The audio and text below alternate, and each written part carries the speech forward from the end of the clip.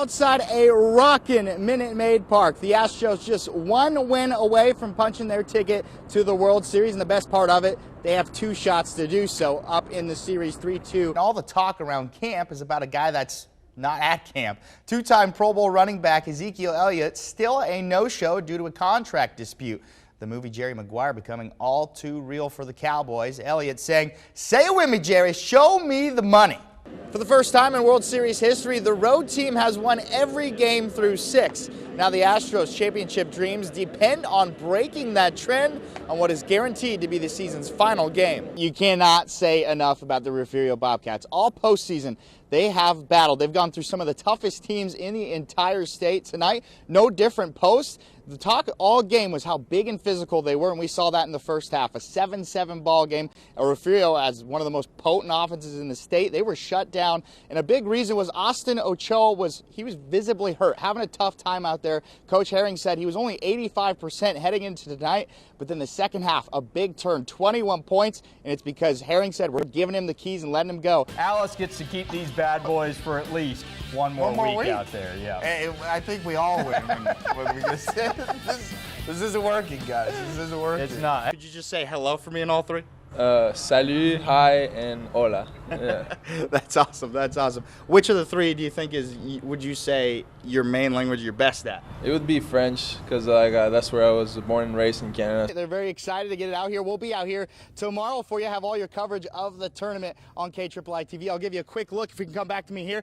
Great water out here in Port Aransas. Very calm. Exactly what all the fishermen were wanting. They told me it's pretty much picture perfect for the tournaments. Astros Fan Fest was this weekend, and for the first time, star players such as Alex Bregman and Jose Altuve addressed the media on the camera sign stealing scandal. Just about every player dodged questions as if they were taught by Patches O'Houlihan. Business isn't done. You still got a World Series coming up. How do you get focused on that? Oh man, right after this, back to work.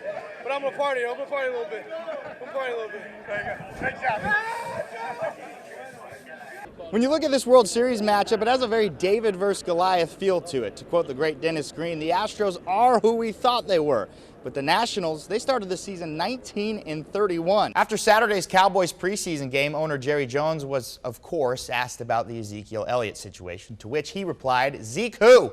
Those there for the post-game interview made it sound lighthearted, but Ezekiel Elliott, well, he did not find it funny. The UIL State Championships kicking off tomorrow, and the final game of the day features the Coastal Bend's very own first-ranked Refugio Bobcats, making their 4th appearance here at Jerry World in the past 5 years. They're up against a 6th-ranked Post Bold Gold Antelopes team, one heck of a name, and they've had one heck of a season. A Cinderella team making their first ever appearance here in Arlington.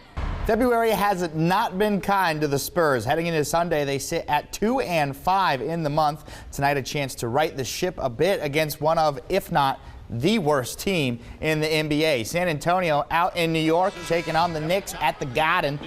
First quarter, here's something wacky for you. LaMarcus Aldridge misses the jumper, but Dennis Smith Jr. and Kevin Knox both accidentally tip it in on their own basket. The Cowboys with a midday game. And as you know by now, the whole band is back together. Ezekiel Elliott a full go after signing his contract extension.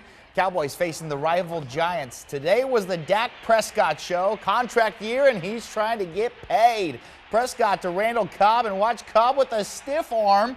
Get off me. Cobb would have a huge day. We'll hear more from him later here in the highlight. Hey, later in the drive after that big play from Cobb, Prescott on a play action.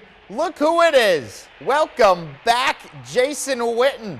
Dallas takes a 14-7 lead off the tutty. Later in the quarter, Cowboys threatening Prescott going up top for another guy looking for a contract. It's Amari Cooper with his first touchdown of the campaign. 21-7, boys. Second half, Prescott, he's still in the zone. Over the middle for Cobb, wide open.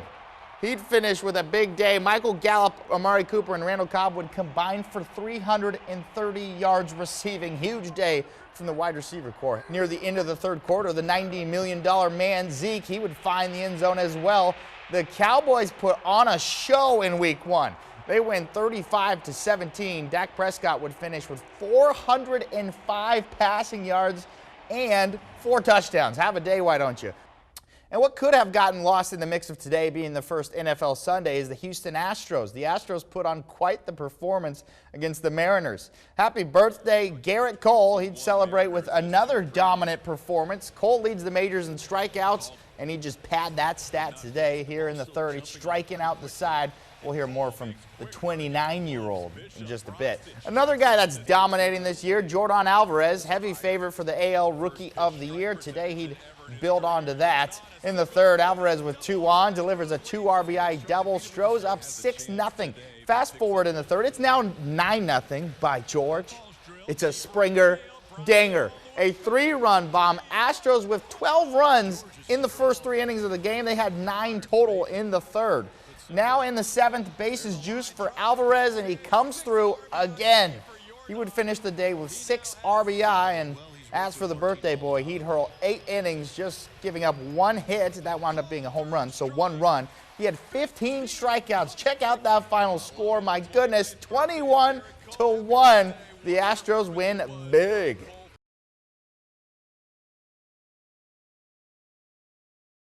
Yeah, that's right, Chris. It's been quite the start of the football season for the Alice Coyotes. They've kicked off 2019 with a 2-0 record, but the winning has forced the whole coaching staff into a hairy situation.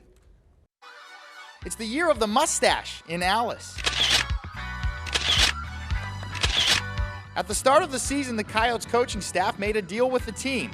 They wouldn't shave their upper lips until the team lost. Now in week 3 of the season, the Coyotes have yet to lose, meaning lip sweaters are plentiful, and it's taken on a persona of its own. The community is definitely kind of hearing about it, understanding what it's about, so everybody's like, man, keep those mustaches, keep those mustaches. There are strict rules for the growth of the nose neighbor. We were told that there was no shaping whatsoever, so it goes as it may. However it grows, that's how it's going to end up. The lighthearted bet has made the coaching staff look like they're ready to star in an old Western movie. A lot of times I forget about it when I walk into a store and I'll see somebody give me a grin or a smile, and I forget that I have just a mustache on, and I'd be laughing too if I saw myself.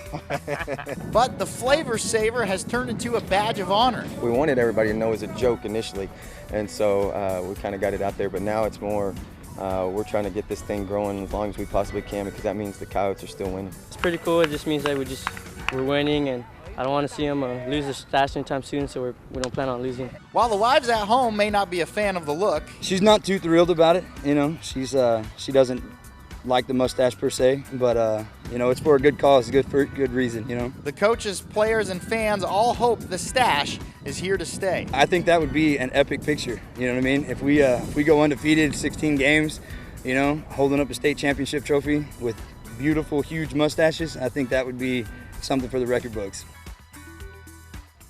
Now, the whole staff is hoping their stashes get to a Tom Selleck level. Chris, the coaches asked me in the preseason to join them in their quest of no razor. I told them I didn't think management would be a fan of that, so this fake mustache will have to do.